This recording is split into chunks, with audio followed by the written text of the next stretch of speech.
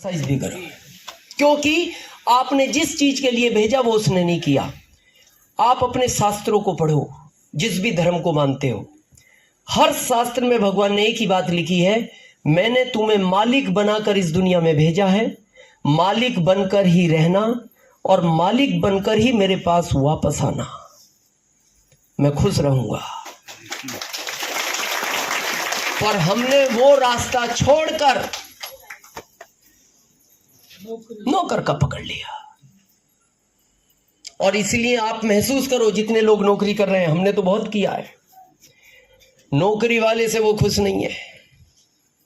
आपकी सैलरी भली 2-2.5 लाख भी हो, आप किसी नौकरी वाले से पूछना, हंस के पूछना, और भाई साहब क्या हाल चाल है, फिर उसका रिएक्शन देखना, अरे क्या हाल है भाई साहब, क्या दिमाग में दम कर दिया, नहीं परेशान पागल बना रखा है। बोले स्कूल के लिए बुलाते हैं, पहले कहते हैं सेल्फी लो गेट के साथ तो तुम्हारी हाजिरी लगेगी। क्या हो गया ये? वो खुश नहीं है, और जहां वो खुश नहीं है आप रह नहीं सकते। अच्छा, आप एक सोच के बताना, ये काम अच्छा है? बिहार शरीफ वालों, काम अच्छा है? ये काम छोड़ो, नाम अच्छा नहीं है। इंग्लिश में और भी ठीक लगता है, सर्वेंट, हिंदी में नौकर, और उर्दू में इसको बोलते हैं गुलाम।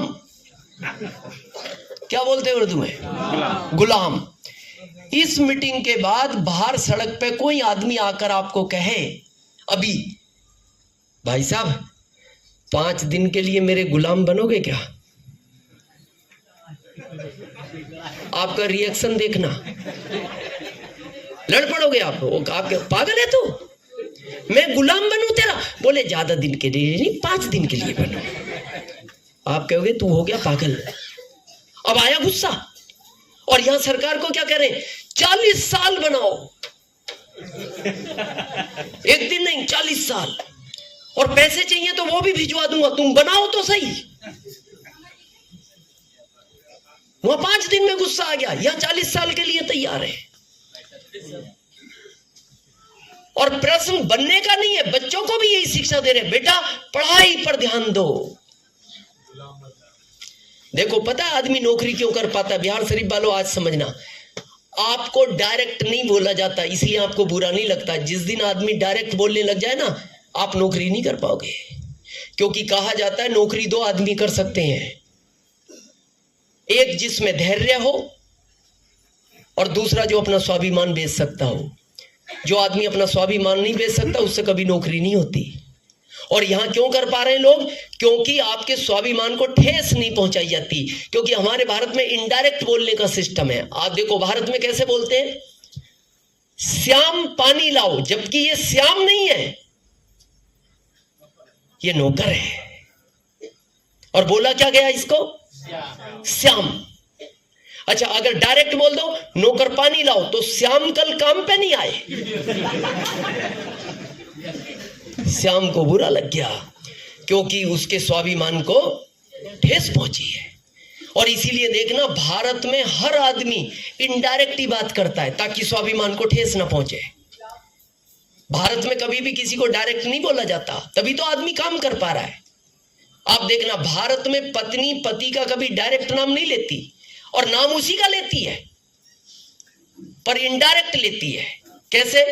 जैसे हमारे बच्चे का नाम विवेक है, विवेक घर में नहीं है, पत्नी हमारे पास में है, तो हमसे पता क्या बोलते हैं, विवेक के पापा आज आप बाजार जाओगे क्या? अब विवेक घर में ही नहीं। अब देखो बात हमसे की, पर कितना इनडायरेक्ट की घूम के, विवेक के पापा।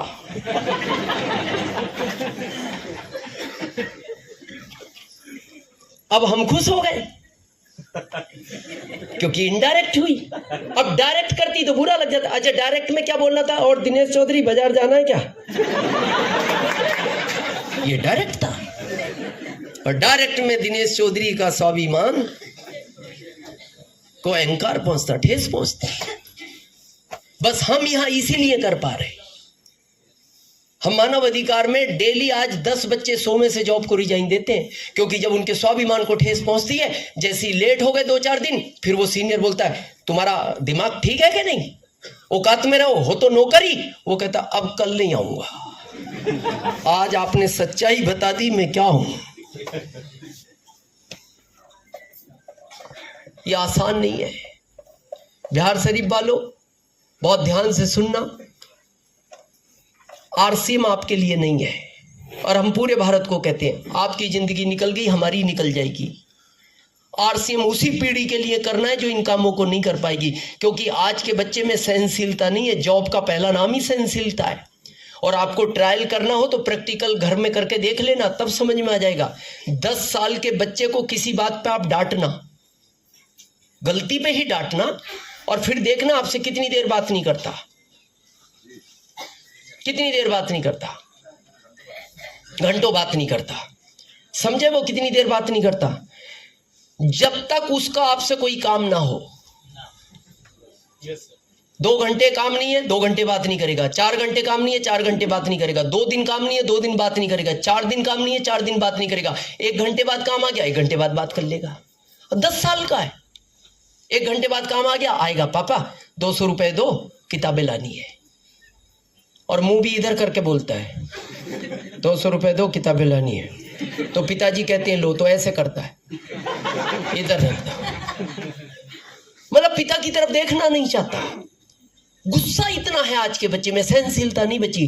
तो सोचो, जो बच्चा पिता की डांट सहन नहीं कर सकता, वो यहां 40 साल तक अनजान लोगों की डांट कैसे सहन कर लेगा? नहीं कर पाएगा। तो आरसीएम किसके लिए करना है? आने वाली पीढ़ी के लिए। व्यापार है दूसरा ऑप्शन, ये भी 60 साल का है। व्यापार में आप जानते हैं कंपटीशन कितने हो गए, हर आदमी एक दूसरे।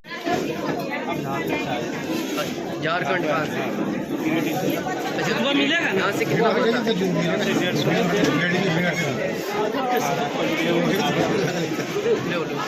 थोड़ा। और सर बोले कि हाईएस्ट पे आउट कितना है वो बताइए। तो हाईएस्ट पे आउट में बातचीत किया जाए तो बोनस के साथ 1,89,000 प्लस का हाईएस्ट पे आउट है। और एक मैसेज की बातचीत किया जाए, इस सिस्टम में अगर आपको आगे बढ़ना है तो मीटिंग में आना है, फील्ड में जाना है और किस्मत को चमकाना है।